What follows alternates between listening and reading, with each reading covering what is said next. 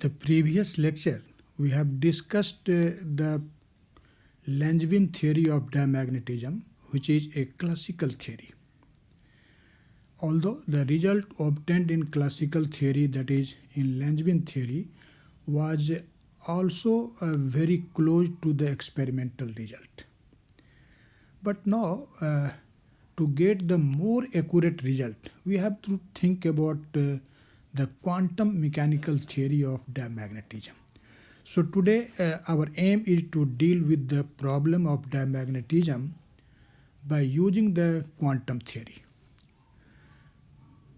But you will see in the preliminary calculation, this quantum mechanical theory also gives the same result as we have obtained in case of classical theory, because the calculation will be made by finding the Hamiltonian of a charged particle like electron moving in electromagnetic field, particularly when its motion is non-relativistic.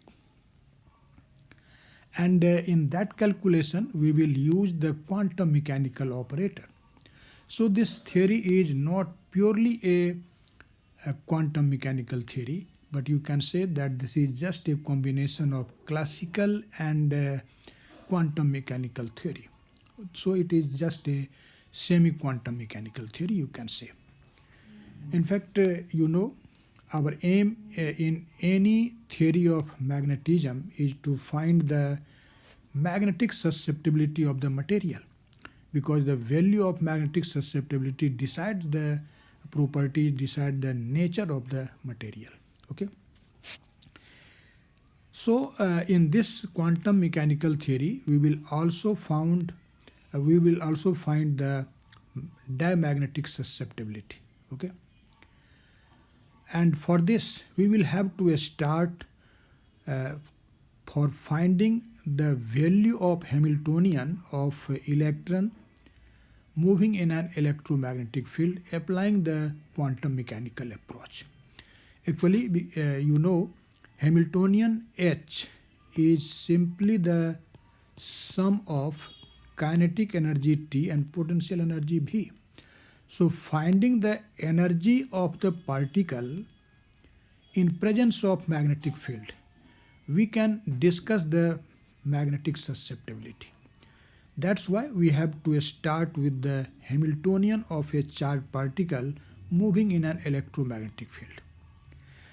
And if you have not studied the expression for Hamiltonian of a charged particle moving in an electromagnetic field, particularly in case of non-relativistic motion, then I will suggest you can watch my video in the playlist of classical mechanics, where you will find the calculation of Lagrangian and Hamiltonian of a charged particle moving in an electromagnetic field, both in case of relativistic motion and non-relativistic motion. So here I will actually start with the expression for Hamiltonian directly, because I have already discussed this problem separately in my playlist of classical mechanics. So I hope you can you have watched that video and you can understand. Okay. So let us see. The Hamiltonian of a charged particle having charge -e, that is, you can say electron, is given like this. This is 1 over 2m times P plus E over C A whole square minus E phi.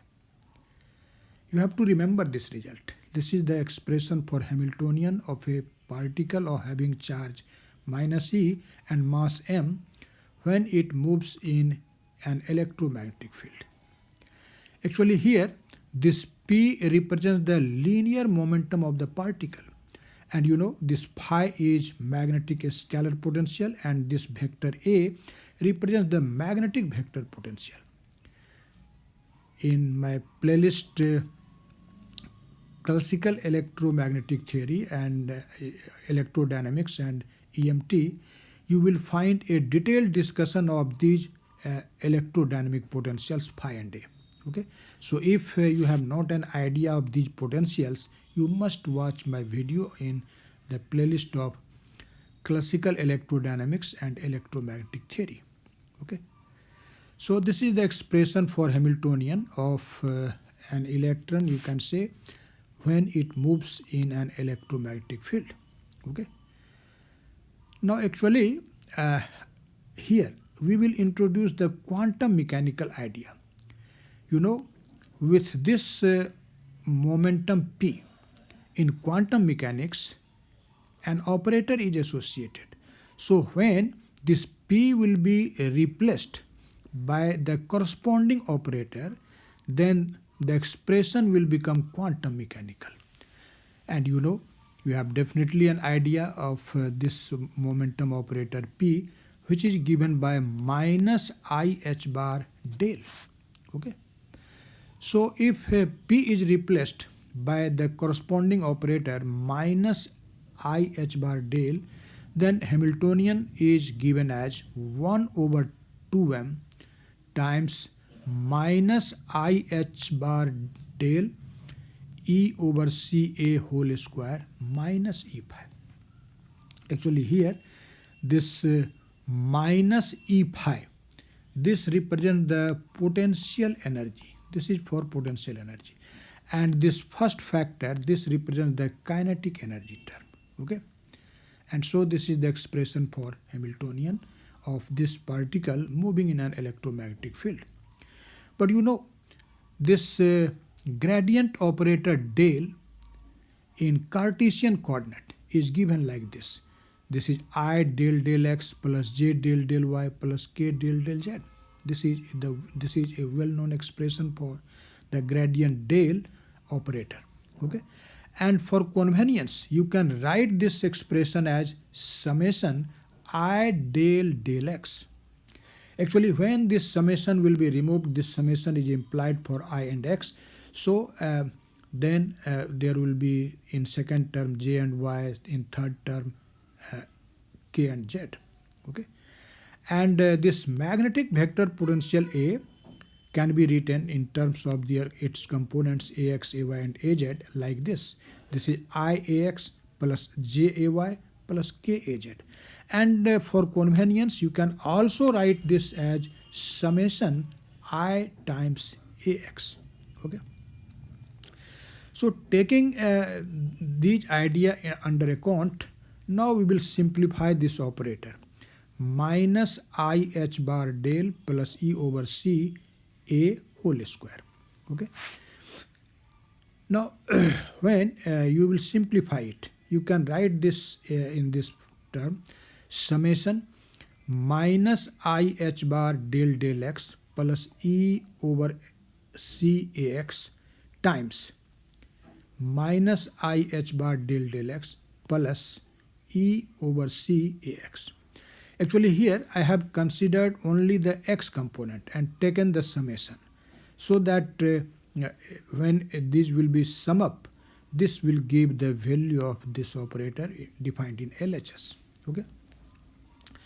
Actually, in fact, in this condition, implicitly this operator is operated on some function, but I have not shown that function here.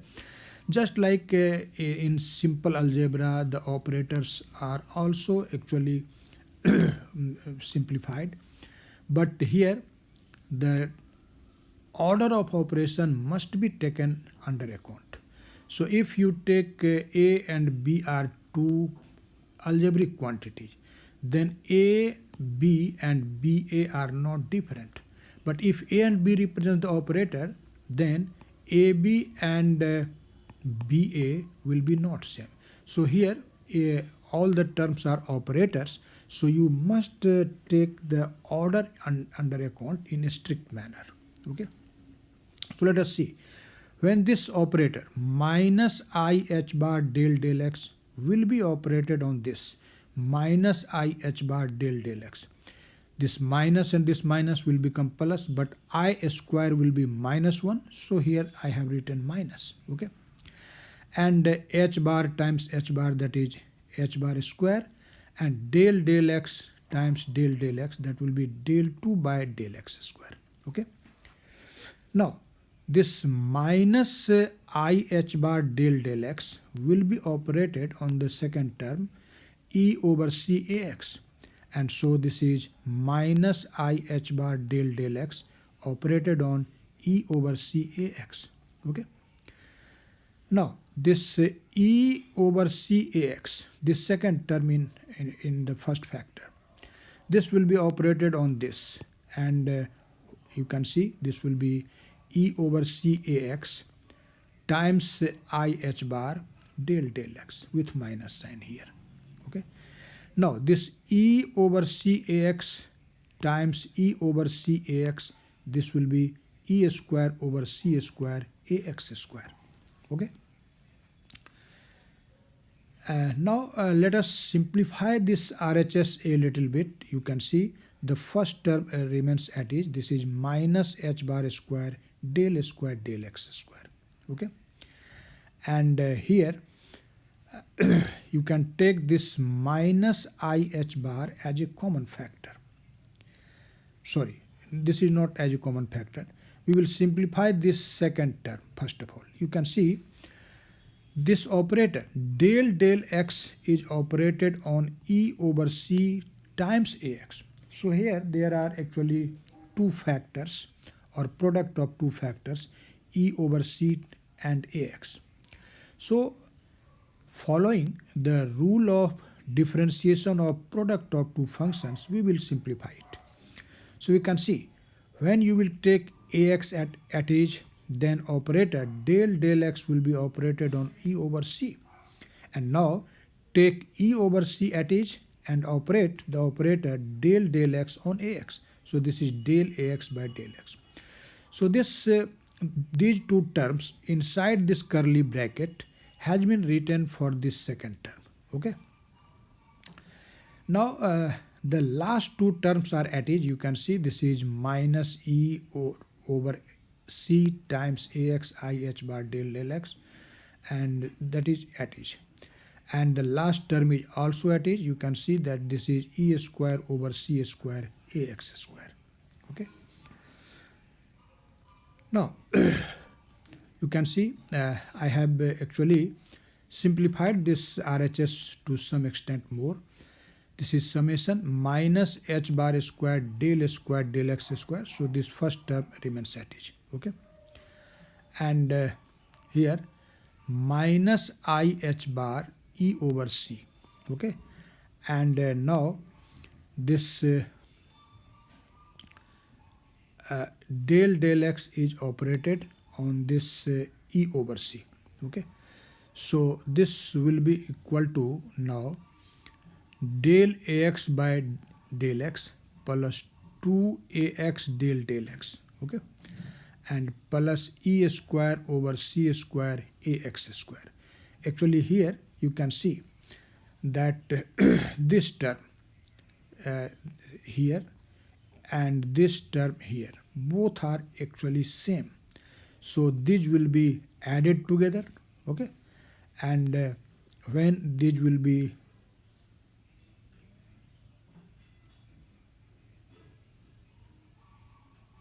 yes, both are same, because this e by c is a constant factor, and so this becomes like 2ax times del x, and this is a common factor. Okay. And the last term is at age. Okay. Now when we will remove this sign of summation, as I have told you, in accordance with the idea of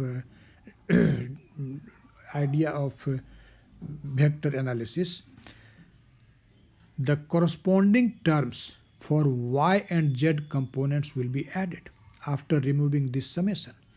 So this first term will be written like this. This is minus h bar square, and here there will be del square del x square plus del square del y square plus del square del z square. Similarly, in the second term, when this summation sign will be removed, you have to write the terms for y and z components too. So this will be minus I h bar e over c del ax by del x plus del ay by del y plus del az by del z. And for this term again you can see this will be 2 times of ax del x plus ay del y plus az del z. Okay, and the last term becomes e square over c square ax square plus ay square plus az square. Okay, so this is the usefulness of use of sign of summation. First of all, our calculation becomes simpler, and when we expand removing this summation, you have to add the remaining two terms for y and z component. Okay, now you can see this first term you can see here. What is this operator? Del 2 by del x square plus del 2 by del y square plus del 2 by del z square. You know, this is the well-known expression for the Laplacian operator in Cartesian coordinate. So instead of this operator, I have used the symbol del square, which is Laplacian operator. Okay. So the first term is minus h bar square del square, where del square is Laplacian operator. And again, you know, what is this factor?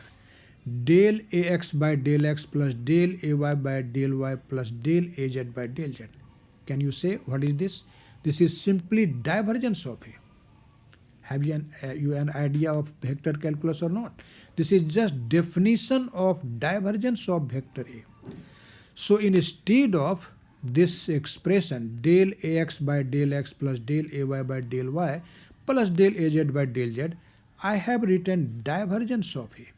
Okay, so this second term is minus I h bar e over c divergence of A. Okay, and the remaining two terms, let us see. This is 2 ax del x plus ay del y plus az del z. Although this factor can also be written like this. This is a dot del. This is a dot del.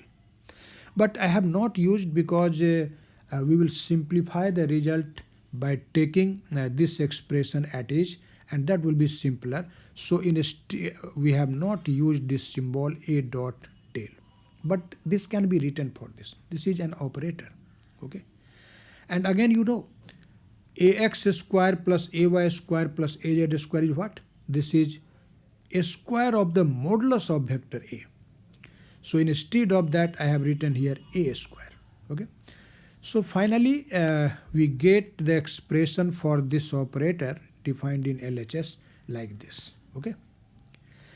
Now, after getting this expression for this operator, now let us use this value of this value in equation number 1 instead of this, for getting the expression for Hamiltonian of the charged particle moving in this electromagnetic field. So nothing has been done, simply this has been replaced by the expression which we have obtained in this equation 2. So you can see now the Hamiltonian is given as minus h bar square over 2m del square. Okay, this is the well-known expression for the kinetic energy operator. Okay, and the second term will be minus I h bar e over 2mc, because here there is a factor 2m, so every term will be divided by 2m, and divergence of A. And minus, here this 2 is present, and so 2 will cancel out, and our term is minus I h bar e over mc. Okay, and times this much, this operator, which is actually equal to a dot del. Okay, and plus e square over c square a square, and that will be divided by 2m. So this is e square over 2mc square a square, and the last term remains at each, because here the 2m is not divided in the last term. So this is the expression for the Hamiltonian. Okay. Now you can see, you have definitely studied in your course on electrodynamics that the divergence of the magnetic vector potential is given like this. This is 1 over c del phi by del t. Actually, this is the relation between the magnetic vector potential A and the scalar potential phi. And instead of del phi by del t, you can write this phi dot. Phi dot actually represents the time derivative of this phi. So when divergence of A will be replaced by this phi dot over C, then the expression for Hamiltonian will be given like this. You can see this is minus h bar square over 2m del square minus I h bar E over 2mc phi dot over C. Okay, and these terms remain at each, as you can see in the previous equation. Okay. Now let us see here that if you consider that this magnetic field is uniform, then the magnetic vector potential A is related to this uniform magnetic field H by this relation. Actually, if your aim is to know how this relation actually has been written here, then you have to watch my video on the electrodynamic potential in my playlist of classical electrodynamics of my channel. Okay, where there you will find in very detail the proof of this expression A is equal to 1 over 2 H cross R. Okay, here R actually represents the position vector, which is given by Ix plus Jy plus Kz. Okay, here I, J, K, you know, these are the unit vectors along X, Y and Z direction. Now, in general case, in case of magnetism, whenever the substance or any atom is subjected to magnetic field, we always take the magnetic field along Z direction for convenience. So here also, if you consider that the applied magnetic field H is in Z direction, then you can express this H like this. H is equal to HK hat. Okay. So if H is equal to HK hat, assuming that the magnetic field is directed in Z direction, then what will be this vector A? In accordance with this relation, you can see this will be 1 over 2 HK hat cross Xi plus Yj plus Zk. Okay. Now let us make the vector product. See here, K cross I, this is equal to J. So the first term will be X times Hj, and K cross J, this is minus I. So the second term will be minus Yhi. But K cross K, this is equal to 0. So the third term will be 0. So I have not written it here. Okay. So finally you get the expression for the magnetic vector potential A in terms of its components. So you can see this 1 by 2 minus 1 by 2 Yhi. This is actually this minus 1 by 2 YH is what? This is its X component. Okay, because A will be written as AXI plus AYJ plus AZK. Okay, AZK. So comparing the corresponding components, you can see AX is equal to minus 1 over 2 YH and AY is equal to 1 over 2 XH and AZ is 0. Okay. Again, we will simplify this AX del X plus AY del Y plus AZ del Z. As you have obtained the value of AX, AY and AZ, so let us substitute these values here. And after substituting these values, you can see this operator will become 1 over 2h x del del y minus y del del x. Okay. Again, phi dot, you know, this is del phi by del t. And what will be the value of phi? Phi is the actually a scalar potential.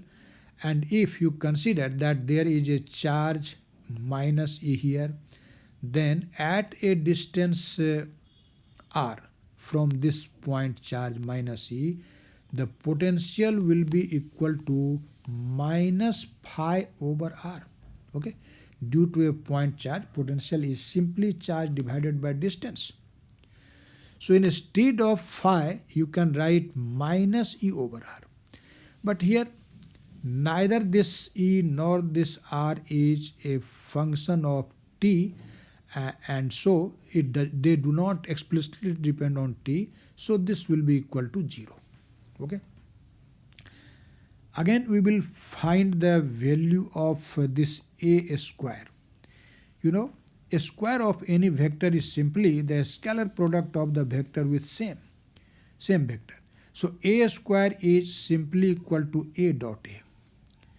But what is this vector a? You can see it here. This is the expression for vector a in terms of its components. Okay. So this is the expression for vector a, and this is again the expression for vector a. Okay. Now let us take the scalar product. You know, in case of a scalar product, I dot I, j dot j, k dot k is equal to 1. But whenever you will take the product of I with any other two, that is j or k, then the result will be 0. So in this case, we simply multiply the x component with x component, y component with y component. It is a very simple thing, you know it. So taking the scalar product, you will see this minus 1 over 2 yh times minus 1 over 2 yh. This will be 1 over 4 y square h square. Okay. And again 1 over 2 xh times 1 over 2 xh, that will be 1 over 4 x square h square. Okay. Now taking this 1 over 4 h square as a common factor, your result is like this. Okay. So now you can see we have obtained the expression for this operator, for phi dot, for a square, and yes. Now let us use all these values in this equation number 3. Okay, in equation number 3.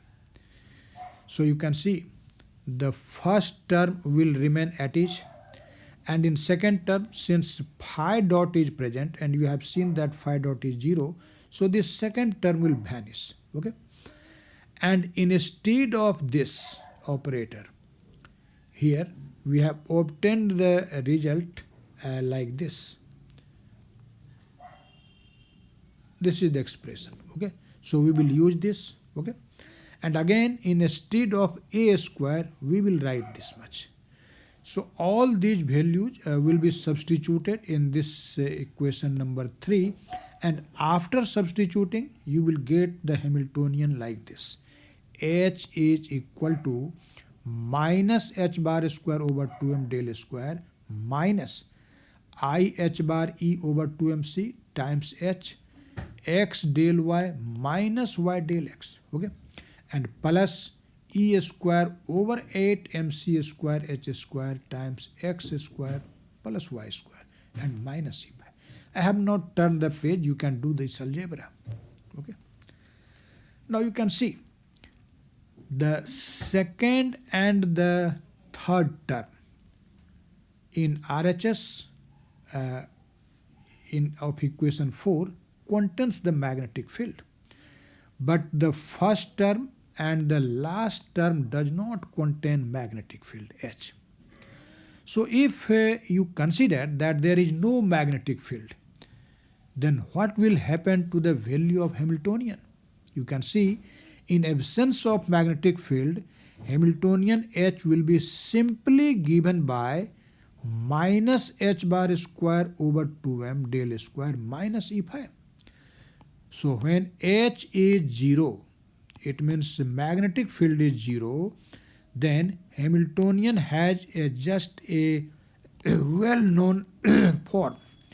Here this first term, this represents the kinetic energy operator, and this minus E phi is potential energy. This is minus E phi. Okay. So this is the well-known expression for Hamiltonian in absence of magnetic field. Okay. So the terms, additional terms you can say in Hamiltonian due to the magnetic field are the second term and the fourth term. So you can say that minus I h bar E over 2mc times h x del y minus y del x and plus E square over 8 mc square h square times x square plus y square. This is the term due to the magnetic field, and so these are the additional term in Hamiltonian due to magnetic field. Because in absence of magnetic field H, both of these terms will vanish. Okay. Actually, these two terms give rise to the magnetic behavior of the material. So we will analyze these two terms. It is obvious that Hamiltonian is simply represent the total energy. So each and every term in the expression of Hamiltonian must represent some kind of energy. Definitely they are energy. So this first term here will be also energy term. This will be also energy term. But what type of energy are represented by these two terms? Let us analyze this. Okay. You can see the expression for this first term. This is this expression in containing the magnetic field. This term can be written in this manner. You can see this first term can be written as EH over 2mc times x times minus IH bar del y minus y times minus IH bar del x. You can write this first term in this manner. But can you say what is this minus IH bar del y? If you have studied the angular momentum chapter in your course on quantum mechanics, then definitely you have studied the orbital angular momentum operator. And you can remember that this minus IH bar del y, this is the orbital angular momentum operator associated with the y component of angular momentum vector L. So this is the angular momentum operator Ly. Oh, sorry. This is not angular momentum operator, but this is the linear momentum operator, Py. Okay. And this minus IH bar del x, this is the linear momentum operator Px. Okay. So this minus IH bar del y will be replaced by Py, and minus IH bar del x, that will be replaced by Px. Okay. So you can see that this this is equal to EH over 2mc x times Py minus y times Px. Here Py and Px are the linear momentum operator. But this x times Py minus y times Px, what is this? This is actually the z component of r cross p. When you will simplify r cross p, you will get that it is its z component. Okay. If your aim is to simplify this r cross p, you can use the result like this. This is I j k, okay, x y z and px py pz. Okay. And now you can simplify it. I am not completely only I am showing the z component. When you will take z component, you have to take this k, and when you will take k, then the remaining factor will be what? X times py. You can see x times py minus y times px. You can see solving this determinant. I have directly written the last term. Okay. So instead of this x py minus y px, we can write that this is z component of the vector r cross p. But you know, r cross p is the orbital angular momentum. This is just definition of orbital angular momentum. This is moment of momentum, that is r cross p. So r cross p z, this is the z component of vector L, and we denote it by the symbol Lz. Okay. So this first term is written as EH over 2mc times Lz. Here Lz is the z component of vector L. Okay.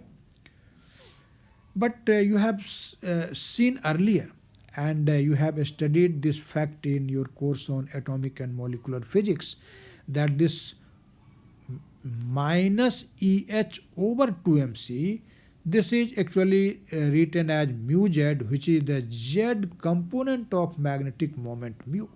Okay, this is the z. Why we write z component? Because here magnetic field is directed in z direction. Okay, so this is simply written as mu, but as magnetic field is in z direction, so we denote it by the symbol mu z. Okay, and mu z times Lz, this can be written as this minus mu dot h. Why? Because you know this magnetic field is in the direction of h. Okay, and mu is directed in this direction. You have seen in the previous lecture, L is in this direction, because mu is in just opposite direction of it. Okay. So when you will take the component of this h in downward direction, this will be minus h. Okay. And in this direction there is mu, and this angle is theta. So this will be minus mu h cos theta, and for that we write minus mu dot h. Okay. This fact has been shown in my video on G-man effect. You can see it. Okay. But you know, minus mu dot h is the measure of magnetic potential energy. This is the magnetic potential energy. Okay. And mu is the magnetic moment. So you can see that the electron motion here is associated with a magnetic moment mu. Okay. Further, the term this term is proportional to the orbital angular momentum component Lz. You can see. Actually, in case of mononuclear system, this term gives rise only to the paramagnetism. Okay, if the system is mononuclear, it means the system is not dinuclear, trinuclear. It has only monatomic, you can say. Okay. So you can see that this first term actually represents what? This represents the magnetic potential energy. Okay. Now let us see what this second term actually represents. What type of energy? Actually, this second term, you know, has been written for only one electron. Okay, only one electron. But now, if you are you are considering that there is a unit volume of our substance, and that unit volume contains n atoms, we consider it. Okay, and each atom has z electrons. There are three assumptions here. We are considering, because our final aim is to find the magnetic susceptibility, and you know magnetic susceptibility is the magnetization per unit volume. So for this we consider unit volume of our specimen. Okay, and we also consider that the unit volume of our specimen contains n atoms, and in each atom there are z electrons. It means the atomic number of the atom is z. Okay, so for unit volume of the substance, if you will write this second term, then what you have to do? First of all, since this is for one electron, so for z electron this will be z times of this much. Now again, if your aim is to write down for unit volume, since unit volume contains n atoms, so then you have to multiply it by n. So after multiplying this second term by nz, we will get this term for unit volume of the substance. Okay. So for unit volume of the substance, this will be z times n e square h square over 8 mc square times summation over xi square plus yi square. Because here we are not talking about only one electron. When there was one electron, then the coordinates of the position of the electron was x and y, but now there are a large number of electrons, so you may have to make the summation. Okay, but you know this xi square plus yi square, you have learnt this in my lecture on classical theory of diamagnetism, that this is written as average value of the square of R1 square, where actually this R1 average of R1 square represents the mean square radii of the projections of orbits on the plane perpendicular to H. Actually, this fact I have discussed in my first lecture on diamagnetism, that is in classical theory. Okay. Now, if the magnetic field produces induced dipole moments in the substance, then the corresponding energy term must be quadratic.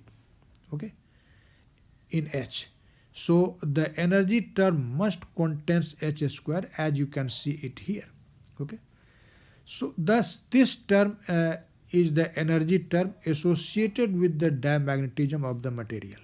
But you know, if chi di is the magnetic susceptibility of this diamagnetic material, then its energy is given as minus half chi h square. Okay. But we have obtained that this energy is equal to this much, which is defined in equation 6. So comparing equation 6 and 7, you can see this chi is equal to what? Okay. So let us see that equation 7 represents the energy of unit volume of a substance. Okay. And this equation 6 also represents the energy of unit volume of the substance.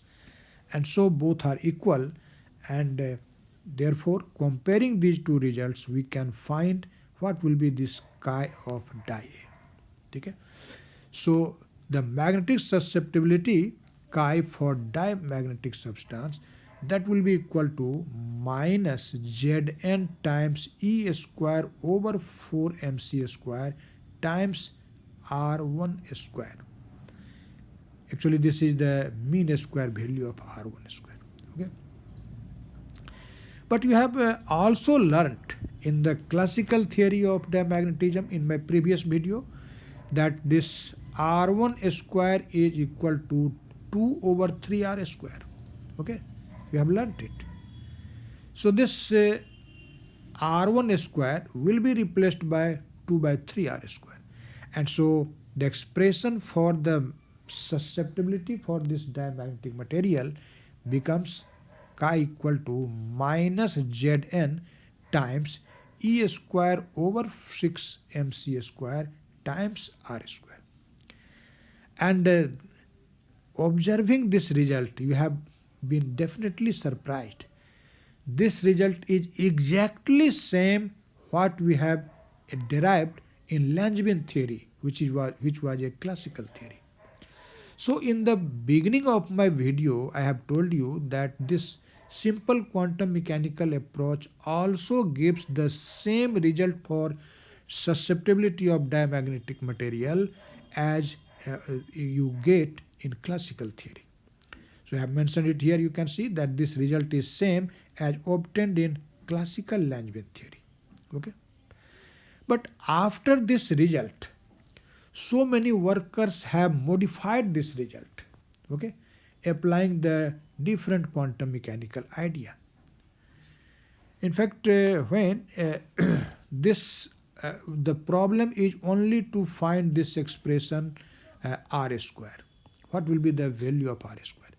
Actually, when you have calculated this result defined in equation A, you have treated the electron just like a particle located at a particular position at a distance r from the assumed origin.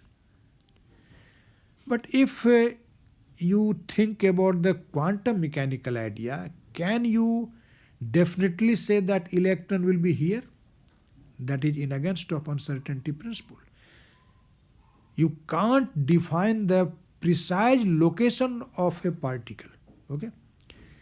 So if actually the quantum theory should be applied here, we must think that waves are associated, probabilistic wave is associated with electron. Electron is not at a particular point, but it will be in a particular region. And the region where where finding of electron is most probable, that region is orbital in fact. So actually the value of r square must be calculated considering the quantum mechanical behavior or the wave behavior of electron. Okay. You know, the when we see the quantum orbital theory, then the value of this r square is obtained using the Bohr's theory for hydrogen-like atom. So when Bohr's theory for hydrogen-like atom is applied for getting the value of this r square, then it is found that this r square is equal to this much. I have written this result directly because the basic theory has been already dealt up to this equation A. But after this, we will only mention the work of different scientists who have modified this. But we will not derive all those results. Okay? Because my video is aimed for your examination purpose. So in your examination, you have to just give the information, and for that you have to remember these results. You must remember for writing a good answer in your examination. So it is found that when quantum orbital theory is applied for finding the value of this r square using the Bohr's theory of hydrogen-like atom, then it is found that r square is equal to this much. This is a naught square n square over z square times 5 by 2 n square minus 3 by 2 kappa square. Actually here, you know, this a naught is the shortest radius, or this is the radius of first Bohr orbit, and so this is called Bohr radius. And you know, a naught is a universal constant. This is 0.529 angstrom or 0.53 angstrom. Okay. N is called radial quantum number and K is azimuthal quantum number. Okay. So when this value will be substituted here instead of this r square, the expression for this susceptibility for diamagnetic material becomes like this. This is minus 0.79 times 10 to the power minus 6 n square over z square times 5 by 2 n square minus 3 by 2 kappa square. Okay. But when the value of this chi, that is magnetic susceptibility, is obtained from this result, it is seen that the value obtained from this theoretical result is much smaller than the experimental value. So something is lacking, something is incorrect. This result is not very accurate, because if the result will be accurate, the theoretical value must be close to the experimental value. But in practice, it is seen that the value obtained for this magnetic susceptibility using this result defined in equation B is much smaller than the experimental value. So this result also needs some correction, some modification. And that modification was done by a famous scientist, Van Vleck. Actually, Van Vleck modified this equation B and he obtained the expression for this chi in this way. This is equal to minus 0.79 times 10 to the power minus 6 n square over z square times 5 by 2 n square minus 3 times L plus 1 minus 1 over 2. Here actually this L is orbital quantum number which is related to this azimuthal quantum number like this. L is equal to k minus 1. So in fact, according to Van Vleck modification, the value of this r square does not depend on this azimuthal quantum number, but it depends on the radial quantum number n and the orbital quantum number. Okay, and when this result is used for finding the value of magnetic susceptibility, then it is seen that the value obtained is very close to the experimental value. Actually, for molecular hydrogen, this result was used to find the magnetic susceptibility, and it was seen that the value obtained was in close agreement of the experimental value. Okay, but until we have defined the magnetic susceptibility for hydrogen-like atom. And what is hydrogen-like atom? An atom, although that is not actually atom, but that will be ion, which contains only one electron like hydrogen. That is called hydrogen-like. For example, He plus is hydrogen-like because it has one electron. Li double plus is hydrogen-like because it has also one electron. Okay. So these results are valid for hydrogen-like atoms. But if you think an atom containing large number of electrons, then what will happen?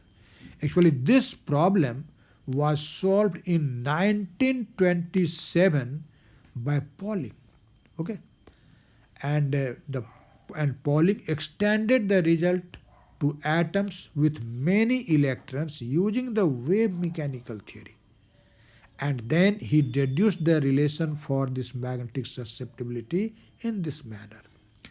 This is minus 0.7910 to the power minus 6 summation n square over z minus sigma whole square times this much. You can see the difference. This summation actually extends over all the electrons, because now our atoms contains not only one electron but large number of electrons. So you must take you must have to take summation. And again, in case of one electron system, there is no screening effect because there is no other electron which will screen the Coulombian force. But if you are talking about a system having more than one electron, then when the outermost electron is detached, the remaining electron acts like a screen, and that produces a screening effect.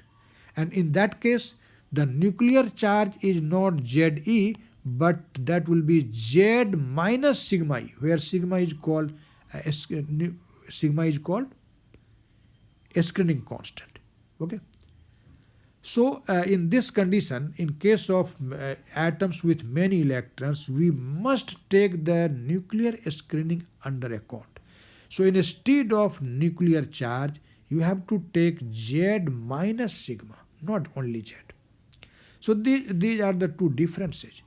So in 1927, Pauling obtained this result. This is minus 0.7910 to the power minus 6 summation n square over Z minus sigma whole square times 5 by 2 n square minus 3L times L plus 1 minus 1 over 2. And when the value of magnetic susceptibility is obtained using this result for many electron atoms, it is seen that the result is very close agreement to the value of experimental value. Okay, so this is a correct formula. Although again in 1927, a scientist named Stoner evaluated this R square by applying the result of Hartree self-consistent field calculation. Okay. And for helium, he showed that the value of chi is minus 1.86 times 10 to the power minus 6, whereas the experimental value was minus 1.906 times 10 to the power minus 6. And you can compare these two values. This is the theoretical value, this is the experimental value. You can see minus 1.86 is the theoretical value and minus 1.906, this is the experimental value. This 10 to the power minus 6 is present in both values. And you can see this theoretical value is very close, almost same as that of the experimental value. Okay. So in this way, different scientists have modified the result obtained basically for the magnetic susceptibility of diamagnetic substances. Okay. And as I have told you, you have to remember all these the results of all these modifications.